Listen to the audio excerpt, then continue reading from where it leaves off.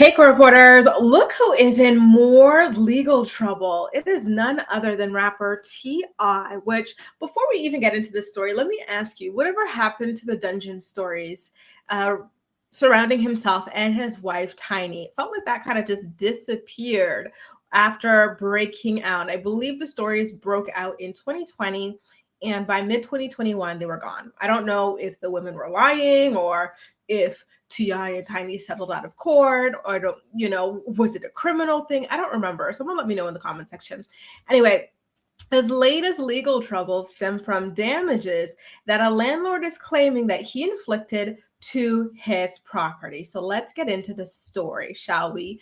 So the owner, if I'm recalling properly or correctly, is suing a TI for a whopping $77,000, which to you and me is a lot of money, but to Tip should not be that much. I believe he would be able to write off a check for that very easily and very quickly. It would be much cheaper than going through the courts as well. So the landlord is claiming that he had rented out a property to TI in July of 2020. TI paid a $50,000 deposit fee and the rent was $25,000 a month. And by the time that TI finished his lease, he had left over $100,000 in damages to the property. And not only that, but the owner is also claiming that TI stole a piece of art. We don't know how much that piece of art is valued at, but that is another thing that he added to the lawsuit. So he says in total now, when we want to get specific, earlier we said it was over $100,000 in damages. If we want to get specific, after tallying everything up, it is about $127,000 in damages, basically. And so when you reduce the $50,000 security deposit that TI had paid to the landlord, the outstanding damage remains at $77,182.65. And so in the filing, they're quoted as saying that the damages arise from a significant number of alterations done to the property that were done either without the knowledge or some limited knowledge, but all with the agreement that the house would be placed back to how it was when it was originally leased. It also includes physical damage, including but not limited to a projector, pool house floor, kitchen pantry door, drywall, and ceiling damage. So let's kind of just go back earlier to the modifications that TI and Tiny were allegedly making to this house.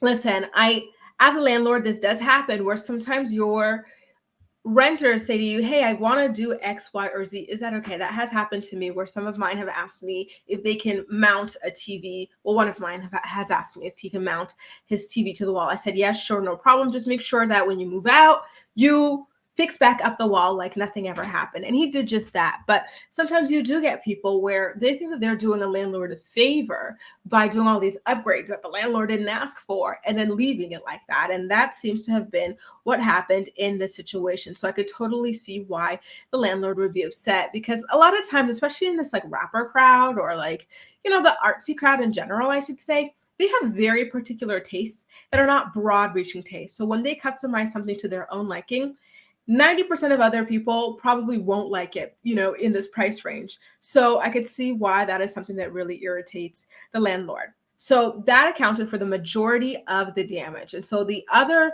little bit of the $127,000 of damages comes from things not being broken, not being treated well. So for example, pool house floors not being taken care of, a projector apparently being smashed up in the kitchen and pantry door, drywall, ceiling damage, and things like that. So the landlord points out that he was also missing some surveillance cameras and a master bedroom toilet remote control, and the master bathroom had over $16,000 worth of damage. Listen, when it comes to surveillance cameras, I can see why people as famous as T.I. and Tiny and their family would pull them down and say, listen, I'm living here now. I don't want surveillance cameras up because I don't know if you're watching me, right? Or if you're sharing footage of me, or if you're selling footage of me or whatever, because it's creepy. I wouldn't like it either. And so I totally understand that, but you would think that they would speak to the landlord about it and just handle that like together. Now, $16,000 worth of damage to a bathroom seems very excessive. I wonder what was happening in there. Were they doing some of their world famous orgies in there? We will never know. Apparently, there was a punch imprint in the master bedroom, which very much worries me because the master bedroom is shared between a couple. And so if there's a punch in the bedroom door, you assume that the disputes are getting very heated, perhaps even physical, right? And so that is something that is really worrisome. And that could be an act of intimidation as well, which I really do not like.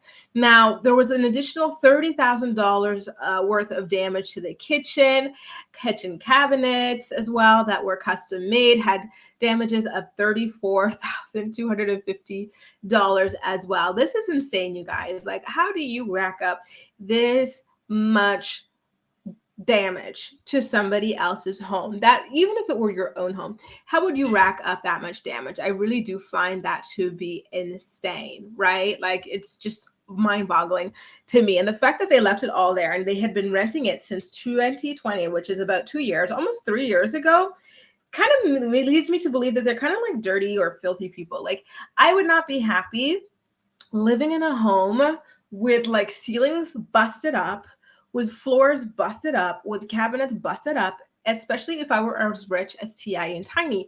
It would make my home feel raggedy to me. I would want to fix it up as soon as possible. So the fact that they did not even bother with that just gives me like the ick about them, to be honest with you. Now, there's a quote here that I did not read earlier, so I do want to read it alongside you guys here, okay? So by the way, this is all reported by theblast.com. And so they're saying that the owners are pointing out a specific line in their lease agreement with T.I. that says that the tenant Clifford Harris, manager of King of the South LLC, understands and agrees that he is ultimately personally responsible for all obligations under this lease agreement between King of the South LLC and Sandy and Farson Fazeli Family Trust.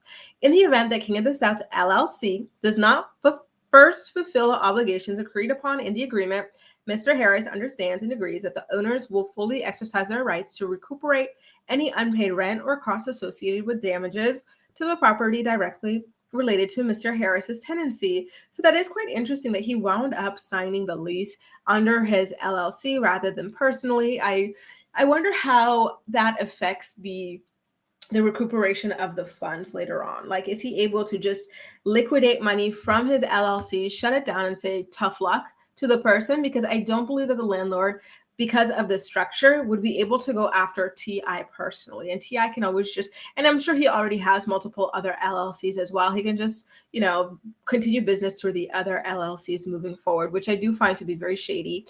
If it's possible, because remember, I am not an American. I don't know how things work over there. I'm thinking about things from a Canadian lens. So if it's possible to do things that way, then I would be very disappointed if I were the Farson Fazeli family to be screwed out this way. But we're going to have to keep an eye on this and see what T.I.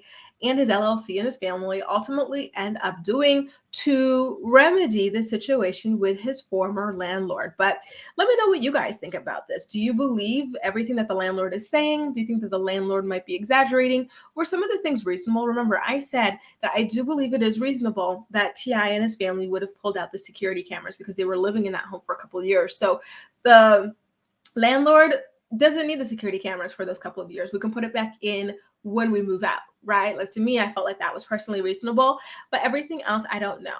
Perhaps some things were already damaged before they came in here, because I rent here in Paris, and I remember in one of my apartments in République in the 11e arrondissement, I had a problem with my washer. After about a month of living there, it was very old and it eventually stopped working, and my landlord sent me a new one. It was same thing with my tenants in my hometown back in Canada.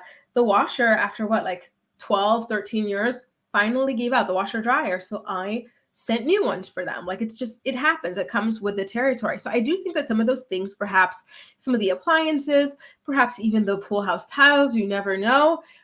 Maybe those were already kind of damaged and it was on the landlord to fix those things. But I don't believe that $30,000 worth of damage in a bedroom or in a bathroom or whatever is reasonable. I definitely do believe that that is on T.I. at the end of the day. It's just such a shame, when you trust your home to people and this is what they do with it. It really does suck. Anyway, guys, let me know what you think about all this in the comment section down below. And as usual, we'll chat. And if you haven't already, make sure to subscribe for more pop culture and entertainment videos as well. That's all for now. Thank you so much for watching, and I'll see you next time.